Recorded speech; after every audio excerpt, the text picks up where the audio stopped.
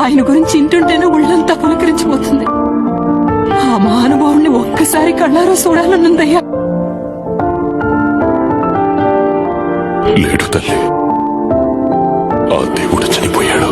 మానవ సంకల్పానికి తోడై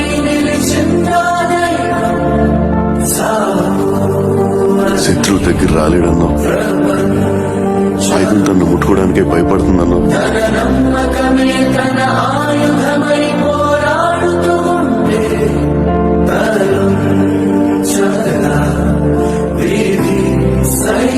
అలాంటి మహావీరుడు ఎలా చచ్చిపోయాడు తాత? కత్తి వేటు కన్నా బల్లెం పోటు కన్నా దారుణమైన వెన్నుపోటు మహేంద్ర. బాహుబలి మరణ శాసనాన్ని శివగామి చేసి రాయించే మహాయజ్ఞి.